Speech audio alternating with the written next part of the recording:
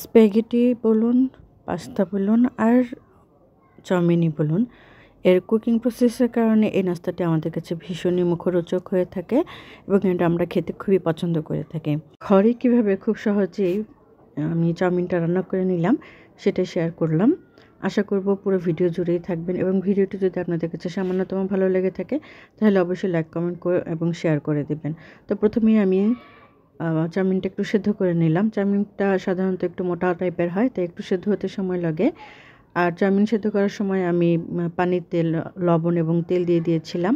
পানিটা ফুটে উঠলে চাউমিনগুলো দিয়ে দিয়েছিলাম, সাথে সবজিগুলো দিয়ে দিয়েছিলাম, গাজর আর কি, এবং নামানোর 5 মিনিট আগে ব্রোকলি দিয়ে দিয়েছিলাম। তারপরে স্টেনার করে নিলাম। এখন একটি ফ্রাই প্যানে আমি তেল গরম করে তাতে কিছু পরিমাণ মুরগির মাংস ছোট ছোট পিস করে লম্বা করে কেটে নিয়েছি, সেগুলো দিয়ে দিয়েছি, সাথে লবণ এবং গোলমরিচগুলো দিয়ে দিয়েছিলাম। একটু ভেজে নিয়ে তাতে আমি অ্যাড করে দিলাম 3টে চিংড়ি মাছ। এখন এই চিংড়ি মাছটাকেও একটু এই তেলের মধ্যে খুব ভালোভাবে একটু ভেজে নিলাম। ভেজে নিয়ে তাতে আমি অ্যাড করে দিলাম পেঁয়াজ কুচি, ক্যাপসিকাম কুচি এবং কাঁচামরিচ কুচি। এখন সব কিছু তেলের মধ্যে খুব ভালোভাবে একটু ভেজে নিব। সব কিছু যখন খুব ভালোভাবে ভাজা হয়ে গেল তখন এখানে অ্যাড করে দিলাম 2 টেবিল চামচ সয়া সস এবং 3 টেবিল চামচ পরিমাণ টমেটো সস দিয়ে এখন এগুলোর সাথে খুব ভালোভাবে মিশিয়ে নিয়ে তারপরে এর সঙ্গে আমি অ্যাড করে দেব সেই সেদ্ধ করে রাখা পাস্তা এবং সবজিগুলো। এখন এই চাউমিনগুলো সব কিছুর সঙ্গে খুব ভালোভাবে মিশিয়ে নিব। অর্থাৎ এখানে পেঁয়াজ, ক্যাপসিকাম, কাঁচামরিচ কুচি ছিল, চিংড়ি মাছ ছিল এবং মুরগির মাংস ছিল। সব কিছুর সাথে খুব ভালোভাবে মিশিয়ে একটু ভাজা ভাজা করে নিতে হবে।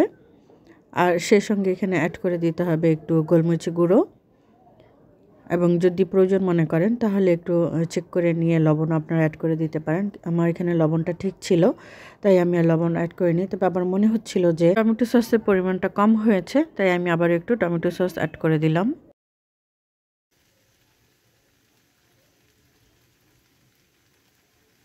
এখন আবারও সব কিছুর সঙ্গে খুব ভালোভাবে টমেটো সসটা মিশিয়ে নিলাম। আর এভাবে মিশিয়ে নিয়ে একটু ভাজা ভাজা করে নিতে হবে।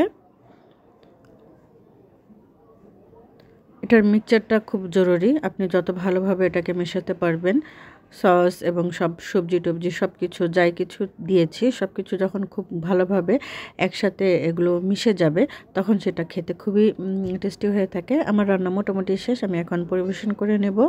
পরিবেশনের জন্য আমি খুব সুন্দর একটি প্লেট নিয়ে নিলাম। এখন এটাকে আস্তে আস্তে আমি চাউমিন দিয়ে একটু ভর্তি করে নিলাম। ভর্তি করে নিয়ে তারপরে আমি এখানে সামান্য পরিমাণে একটু ডেকোরেশন করে নিলাম, মানে যেগুলো সবজি দিয়ে রান্না করেছিলাম সেসব সবজিগুলো দিয়ে এখানে একটু ডেকোরেশন করে দিলাম। তারপর আমি একটু টমেটো সস উপর দিয়ে মানে একটু দিয়ে দিলাম যাতে দেখতে সুন্দর লাগে। তো এই তো মোটামুটি হয়ে গেল আমার চাউমিন রান্না। তো কেমন হলো অবশ্যই কমেন্ট সেকশনে জানিয়ে যাবেন। আজকের মতো এখানেই বিদায় নিচ্ছি। পরবর্তী নতুন ভিডিও দেখার আমন্ত্রণ জানাচ্ছি।